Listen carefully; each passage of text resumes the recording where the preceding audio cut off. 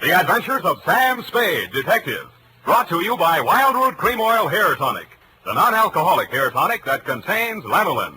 Wildroot Cream Oil. Again and again, the choice of men who put good grooming first.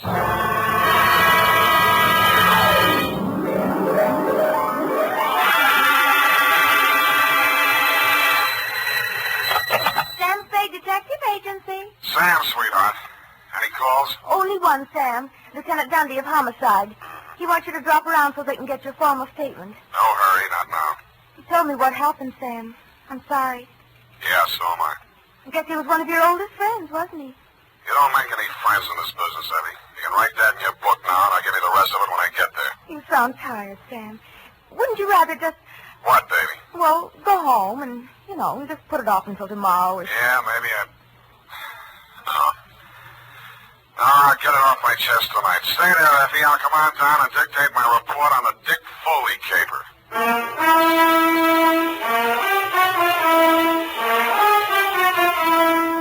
Dashiell Hammett, America's leading detective fiction writer and creator of Sam Spade, the hard-boiled private eye, and William Spear, radio's outstanding producer-director of mystery and crime drama, join their talents to make your hair stand on end with the Adventures of Sam Spade. Presented by the makers of Wildroot Cream Oil for the hair. No two ways about it, folks. Hair that's well-groomed can make all the difference in the world to a person's overall appearance. That's why so many men, women, boys, and girls are turning to the famous non-alcoholic hair tonic with lanolin, Wildroot Cream Oil. Wildroot Cream Oil grooms your hair neatly and naturally, relieves dryness, removes loose dandruff. If you haven't tried it before, you'll want to get Wildroot Cream Oil in a new 25-cent get-acquainted size. Yes, get Wildroot Cream Oil. Again and again, the choice of men and women and children, too. And now, with Howard Duff starring as Spade, Wildroot brings to the air the greatest private detective of them all in the adventures of Sam Spade.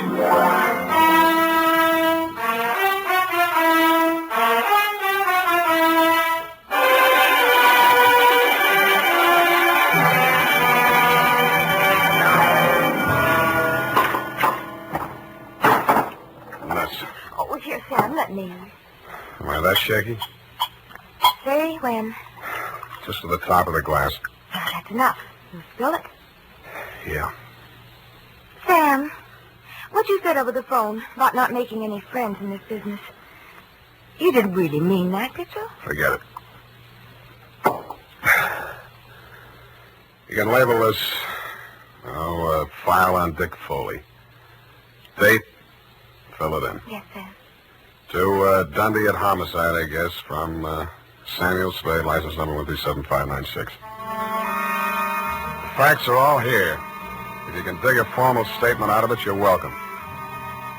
I'd known Dick Foley ever since I took out my license.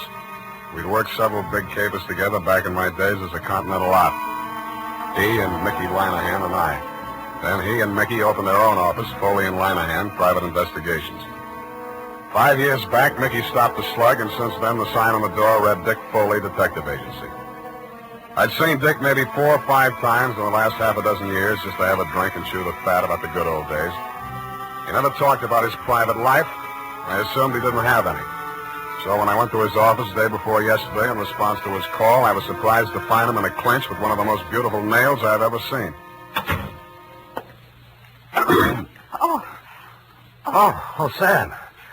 Well, Shall I come back after lunch? Sam, this is Maxine, my wife. Well, you don't deserve it, but I'm happy for you. I'll return the compliment, Sam. I've wanted to meet you for years, but Dick wouldn't introduce me. Now you know why.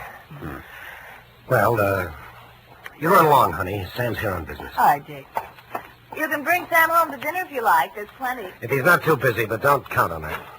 We'll try anyway, won't you, Sam? I will indeed. Bye now.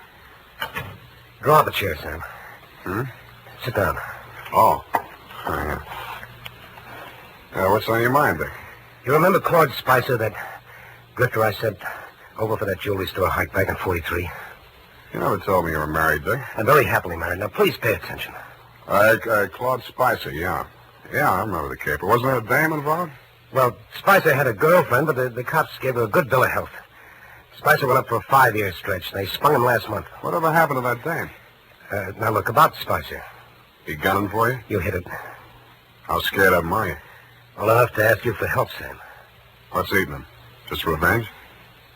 Sam, I wouldn't tell this to anybody but you. But all the facts of that caper didn't come out at that time. I saw to that. How come? Well, I couldn't have stayed in business in San Francisco if it had been generally known that my partner was the inside man on that jewelry store heist. Mickey? Yeah, Mickey Linehan. You and I are both great at choosing partners, Sam. They both deserved what they got. Only one difference. I sent up the killer that plugged my partner. Some people thought the way you gave evidence at Spicer's murder trial wasn't so hot. Well, he was alibied, Sam. In fact, the robbery was his alibi for the murder. I don't know how he managed it. I've been trying for 5 years to figure it out. Spicer's afraid I might succeed someday. That's why he's out to get me. What's he waiting for? Oh, I don't know. He won't do it simple. He'll have a fancy plan like the other time. He's tricky. Where's he staying? At the Belvedere. Here's his mug.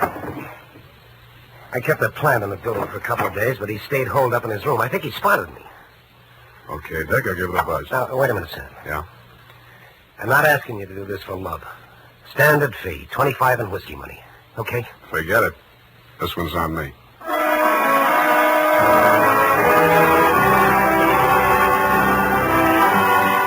In the elevator on my way out, I studied a picture of Claude Spicer on the old police circular Dick had given me. But a picture in the back of my mind kept getting in the way. It was Dick Foley's wife, Maxine. When I hit the street, I still saw her face before me, and it was no picture, only pretty as. Sam, I waited for you. I've got to talk to you. My pleasure. Shall we confer in an adjacent cafe? Wherever you say. Only I don't want Dick to know. Then you shouldn't have married a detective. Please, Sam. How's this? Black watch. Yeah. Looks dark enough. Oh, that booth in the corner, it's secluded. Why not? Slide in. Oh, no, over here, stupid, not facing the street. Oh, sorry. I'm not much good at this sort of thing. Sam, I'm not asking you to tell me what it is, but if he's in really bad trouble, I think I've a right to know. What makes you think he's in trouble? Well, I'm not blind. You can't live with a man and not sense it when something goes wrong. I never thought Dick was the type to show it. Oh, he's tried to hide it from me, and I haven't said anything. I thought if he wanted me to know, he'd tell me. It was a wise thought. Hold on to it. Well, I meant to. But then a terrible possibility crossed my mind. Sam, it isn't me, is it? In what way? Well, you know what I mean. He's been away from home nights so much lately, and he questions me so closely about where I go and who I see and so on, and Well, I may as well ask you right out. Did he hire you to check up on me? Then that is it. No. You're not lying to me, Sam. Why should I? Dick says you're almost his oldest friend. He's talked so much about you. And he must have told you I don't do that type of work. Why do you keep looking at me? Sorry, trying to place you, Maxine. I keep thinking I've seen you someplace before. Oh, it must have been my picture. I was an actress. Yeah. Picture. Yeah, maybe that was it. Why do you say it like that? Like what? As if you were angry with me. Because I just got the caption on the picture. Well, Sam, wait. Come back. Yes, I had. And the caption was from a newspaper circa 1943. And it read, "Actress Lovely cleared in Lanahan slaying." I flashed my tin star at the room clerk at the Belvedere, learned that Claude Spicer was in, and stuck around to make sure the clerk didn't buzz the room to tip him off. Around 4 in the p.m., Spicer went out, very dressed up, umbrella, gloves and all. He walked down Geary to Grant and turned north. A cold San Francisco drizzle started blowing up from the bay. I wished I'd brought my overcoat. A half a block up from California, he entered Grayson's jewelry store. I peeked through the Rain Street show window after him. Inside, pawing eagerly through a tray full of diamond clips while a long-suffering clerk eyed her hopelessly from his side of the counter, was the actress Lovely. Maxine shot Spicer a quick glance of recognition as he entered, but they didn't speak. He took up a pose of gentlemanly patience, shrugged his eyebrows sympathetically at the clerk, and leaned elegantly on his umbrella while Maxine found fault with every piece of jewelry that was shoved in front of her. The bored expression left his face only once. That was when the clerk opened the vault and brought out some unset stones. Their act may have been fooling the clerk, but it was as plain as the nose on Spicer's face, a very plain nose it was, that they were sizing up the joint for a pushover. Maxine left first. He stayed long enough to buy a cigarette lighter and then followed her out. As I took out after him, I stopped to read the sticker on the inside of the glass door. It said, "These premises protected by Dick Foley Detective Agency."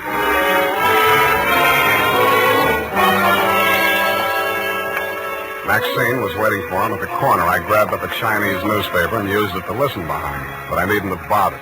They didn't seem to care. Well, are you happy? Ought to be about $1 million. Why are you so disagreeable? You ought to be feeling good. Feeling good. 5-year stretch, I come out to find my girl married to the joker that sent me up. You didn't think it was such a bad idea at the time. Well, I do now. Well, after tonight, we'll go east, you and me together, baby. He'll catch up with us wherever we go. Oh, you should live so long. How do you mean that? Just like it sounds, baby. Bye. Oh, don't leave. I'm going to get some sleep. I'll need a clear head. Claude, I don't want to be alone. Oh, not even tonight? I don't want to be alone. See you later, honey. Bye-bye. He went straight back to the Belvedere, no stops. Picked up his key at the desk, no messages, took the elevator to the 8th floor. Let himself into room 809, hung out the Do Not Disturb sign, closed and locked the door behind him. I kept a plan on it till around midnight. Then I lifted the Do Not Disturb card from the doorknob and wedged it into the crack of the door. It was a crafty move, and I had just finished doing it craftily when the door opened again in my face. Huh? Boy, what are you doing here? Nothing, sir. I'm making a survey. What? I'm from the Trotter Pole. It's like the Gallup Poll, but we're not in so much of a hurry. Yeah? Just kindly answer this question. As a Democrat, do you believe... Do we, huh?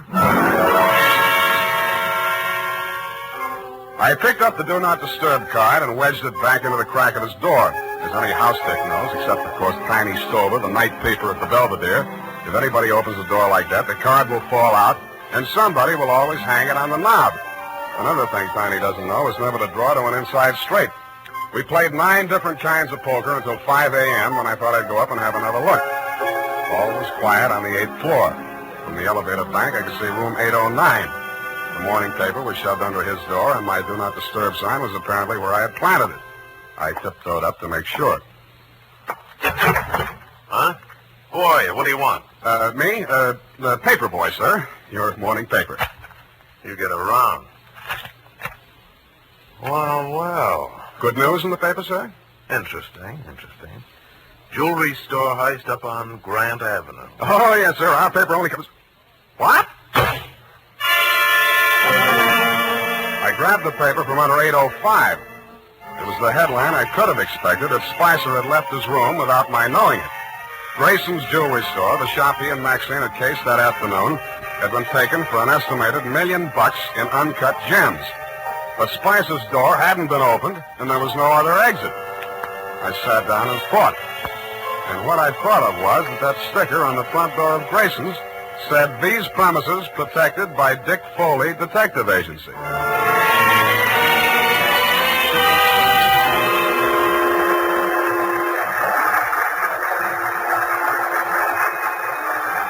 On the 6 a.m. Oakland ferry boat felt his way blindly out of a slip. Claude Spicer was aboard, and so was I. Should have been getting lighter, but it wasn't. The fog was thickening over the harbor, and most of the passengers were inside drinking coffee. Spicer didn't go in. He climbed up to the boat deck and stood at the rail under the pilot's house. I planted between 2 wet pink signs and waited. Not for long. I couldn't make out any features of the man who came up and joined them.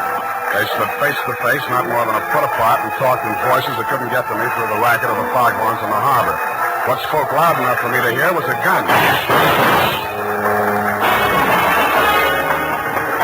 They seemed to fall into each other's arms and collapsed in a heap on the deck. When I got to the spot, only the judgment was there. It was Spicer.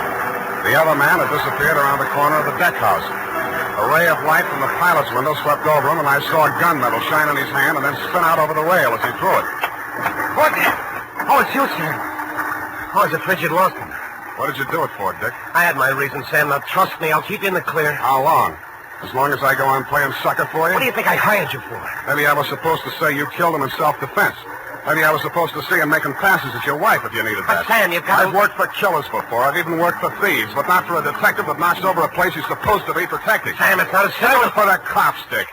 I'm turning you in when we get to Oakland. No, you're not, Sam. Dick, come back here. Let go of me. I'm going over the side. If you try to stop me, you're going with me. He fought away from me, got 1 foot over the rail, and kicked out at me with the other. It caught me on the point of the chin. I stumbled forward and grabbed out blind. I must have caught him by the belt just as he jumped. I remember something pulling me halfway over the rail and trying to get free of it. I did, but not soon enough. I was in midair, and the black water came rushing up to meet me.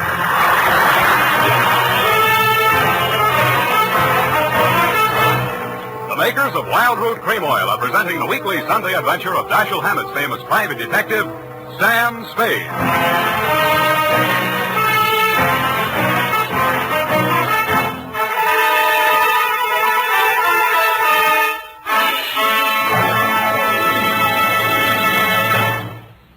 Now, here's important news on good grooming. If you want the well-groomed look that helps you get ahead socially and on the job, listen. Recently, thousands of people from coast to coast who bought Wild Root Cream Oil for the first time were asked, how does Wild Root Cream Oil compare with the hair tonic you previously used? The results were amazing. Better than tennis and removes loose, ugly dandruff. So if you want your hair to be more attractive than ever before, get the generous new 25-cent size of Wild Root Cream Oil, America's leading hair tonic, on sale at all drug and toilet goods counters. It's also available in larger economy bottles and the handy new tube. Get Wild Root Cream Oil. Again and again, the choice of men and women and children, too. By the way, smart girls use Wild Root Cream Oil, too. And mothers say it's grand for training children's hair.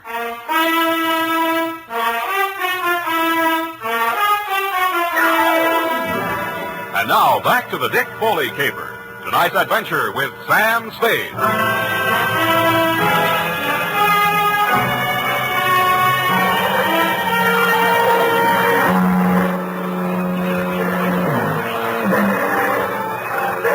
Myself mechanically keeping afloat somehow and trying to get out of my coat. I felt heavy and large as if I'd swallowed gallons of water. The murk hung low and thick. There was nothing else to be seen anywhere.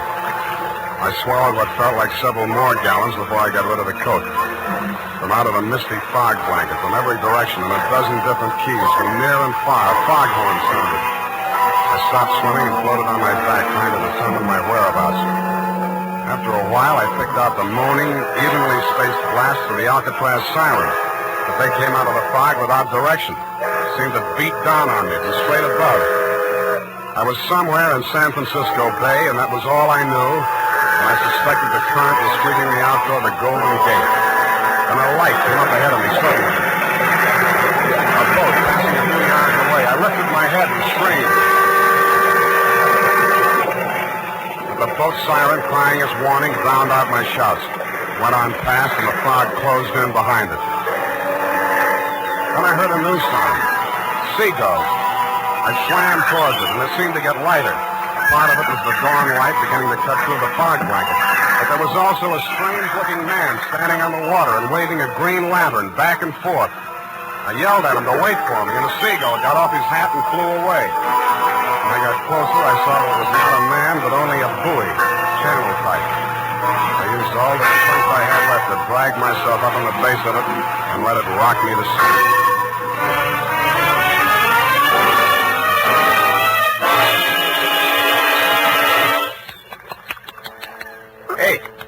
Hey, mate. What's in one of the brandy and Gus? Yeah. Here. Get some of this down.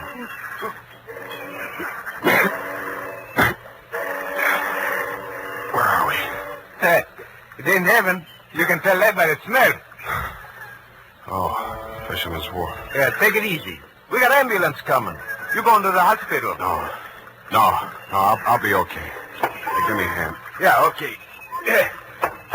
Hey, you do us a favor, will you? Don't fall down till you get out of sight this time. We're tired of picking you up.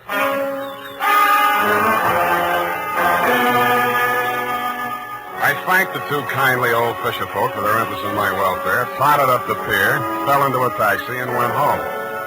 While I soaked out some of my aches and pains and chills, I did some stewing about the caper so far and stewed up enough anger to carry me through to the finish. I checked the Coast Guard for news of Dick Foley. They told me his body hadn't been recovered yet. I got dressed and went over to his office. The cops hadn't been there. I went through the file cabinet. And what I found on the Foley private had me so interested that I didn't hear Maxine come in until she closed the door. What are you looking for? You, baby. I'm for you. Sam. Come here. Oh, Sam. Nice. Oh, you dirty. Now, don't be mad, Maxine. A gun makes a woman bulge in the wrong place. It's not my gun. We'll see. Sam, Shut up. Now, starting with the rap Spicer went up for, the same pattern. The way you worked this one tells me how you worked it the first time. You get something on a private detective. The first time, 5 years ago, it was Dick's partner, Mickey Lanahan. I don't know what Spicer had on him, but I do know he forced Dick to knock over Grayson's jewelry store last night. I won't listen to you. Okay, I'll talk to myself. I'm not saying you killed Mickey Lanahan, but Dick did frame an alibi for you, didn't he? Didn't he? Oh, you're hurting me. Good. Try spending a night swimming around in circles in the middle of the harbor sometime. See how you like that. All right, it's true. Dick did help me out of that old jam. I'm not ashamed of it. I'm proud our love was that important to him. No, Spicer. That same old double-cross, only this time I'm standing where Dick did 5 years ago. Dick was set up as a patsy the same way Mickey Lanahan was, but he got smart and pulled the trigger first. Stop it. Stop it. Where did that hurt? You fool. I love Dick. Yeah. I loved him. That's something you can't understand. But it happens that way, no matter what people are. You sound as if you really mean that. But you're a little late, aren't you? He's not dead, I'm sure he isn't. If he's not, he's really in trouble. What do you mean by that? I found something here in the files that Dick left, just in case Spicer got to him first. What is it? A confession to Mickey Lanahan's murder. That's impossible. Were you there? What are you going to do with it? Turn it over to the police. But if he's still alive... It still counts, unless he shows and revokes it, but I don't think he will. Why? Because I won't back up a self-defense plea on the Spicer shooting. But you were Dick's friend. You were his friend. I wouldn't ask him to do it for me. Then what can I do for him? I'll do anything at all. Well, if he stays away, he's as good as dead. If he comes back, he'll get a jury trial. And if there are more men than women in the panel, he'd probably be acquitted on your testimony alone. Do you really think he might have a chance? For the jury, there's always a chance. Well, where is he? How can I get word to him? Well, if he's not fish food by now, there's one sure way of smoking him out. Something I can do. Nobody else. Please, tell me anything. Sign a confession of your own. Confession? Not Mickey Lanahan's murder or anything they might nail you for. Swear that you shot Spicer. What? Now, you can always renege. Make both of you look good, sacrificing for each other. How about it? All right. Tell me what to write. I did. She signed it. I had Effie dispatch it to all the papers and news services, and then I brought it down to the hall. Naturally, you didn't believe a word of her confession, Dundee, but when I took you aside and explained my stratagem, you endorsed it heartily and had her booked. She pressed my hand and thanked me. The look of resignation on her face was so real it was hard to believe she was faking. When she turned her back to follow the matron down the corridor, I saw why. On the back of her coat, there was a smear of white paint. I remembered the wet paint signs on the Oakland ferry boat. Dick Foley gave himself up an hour after her confession hit the street. Screamed and yelled at everybody in homicide, trying to convince them that Maxine was innocent and he should take the full rap. But I'm afraid I queered that when we confronted him with the autopsy surgeon's report. He tried to bluff even then when he read it. Pellet A ended right side between third and fourth ribs, penetrated left lung. Pellet B, pleural membrane, side wound punctured. Well, so what, Sam? All three on the right side, angling up, you see? No! I don't know why. You even saw me on that boat. You saw me throw the gun over Oh, it. cut it out, Dick. What I saw was in the dark. But you two men were facing each other directly. If I were going to drop a man fast at close range, face to face like that, I would not put the gun in my left hand, twist it around, straining my wrist in the process, and pull the trigger with my thumb. Unless I were left-handed, double-jointed, and a trickier shot than you are. I'd blast him straight through the middle. All right. All right, yes, it was Maxine. Yeah. Well, that's good. Maybe you can get cured now. Why don't you open up some more? Let me put it down like it was business. All right, sir. Number one, Maxine killed your partner, Mickey Lanahan, 5 years ago. Probable motive to eliminate him and send Spicer up for it. Yeah, she didn't figure on Spicer being smart enough to confess to the robbery, and that alibied him for the murder. Two, You perjured yourself to clear Maxine of the murder. Motive? To prevent the truth about your partner from coming out, and Maxine. It was motive enough for anything. Cut it out, will you? Sorry. 3. Spicer forced you to team up with him in the jewelry heist. How? Well, he threatened to make a full confession as accessory to Mickey's killing. I would have put the whole works on Maxine and leave him in the clear. Yeah. Can't be tried twice for the same crime. 4. You decided to rub out Spicer whether you could beat the rap or not and clear the books once and for all. So you pretended to play along with him, told Maxine to do the same, and called me in as umpire. Yeah. Sam, I'm sorry. Why couldn't you lay off Maxine? Why did you have to... Oh, I thought you were my friend.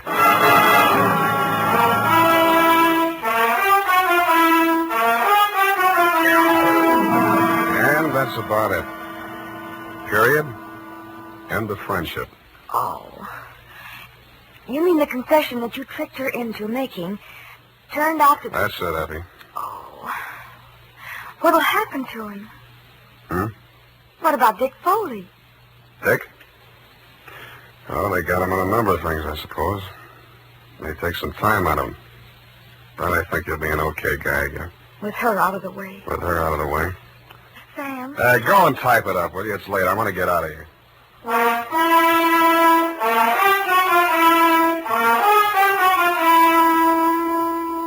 And now, listen to this. When it comes to hair tonics, the best friend of the family is Wild Root Cream Oil. Wild Root Cream Oil grooms the hair neatly and naturally, relieves dryness, removes loose dandruff. Now, you can get America's leading hair tonic in the new 25-cent get-acquainted size. Also, ask your barber for a professional application of Wild Root Cream Oil Hair Tonic. Again and again, the choice of men and women and children, too. Well, here it is, Sam. I know how you must feel, so I won't... What's your hurry? Well, I thought, well, you know how you always feel. Look, sweetheart, Dick Foley was a private dick. So what? You mean you can bring yourself to talk about it? Sure. Go ahead, try me. Well, Sam, it seems terribly complicated. I suppose because Mr. Foley was in the profession and thinks like you do. Up to a point, Effie. What's bothering you? Well, why did he call you in? You, another private detective, and he knew how smart you are and all, and... Yeah. I don't know, maybe he thought, well, if I turned up anything, I'd look the other way. Do you think that could ever happen to you, Sam? That's a clever phrase you dictated. He called me in as umpire. That's baseball. But if he was so clever, why didn't he win, Sam? His mistake, Effie, was trying a quadruple play, which has never been heard of in the history of baseball or crime. All he wanted was to bat Maxine home safe. But it usually figures when 3 men are out, the side retires. Oh, well, I don't understand baseball, Sam. That's all right. Football will be here soon anyway. Oh, but I don't... Good night, Levy. Good night, Sam. Good night, sweetheart.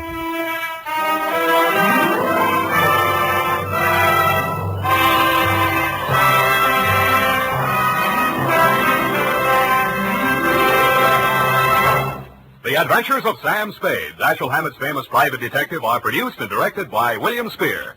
Sam Spade is played by Howard Duff. Lorene Tuttle is Effie. The Adventures of Sam Spade are written for radio by Bob Tallman and Gil Dowd. Musical direction by Lud Gluskin, with score composed by Renee Garrigang. Join us again next Sunday when author Dashiell Hammett and producer William Spear join forces for another adventure with Sam Spade. Brought to you by Wild Root Cream Oil. Again and again, the choice of men who put good grooming first. This is Dick Joy reminding you to... Get Wild Root Cream Oil, Charlie. It keeps your hair in trim. You say it's not alcoholic, Charlie. It's made with soothing lanolin. You better get Wild Root Cream Oil, Charlie. Start using it today. You'll find that you will have a tough time, Charlie. Keeping all the gals away. Hiya, Baldy. Get Wild Root right away. This is CBS, the Columbia Broadcasting System.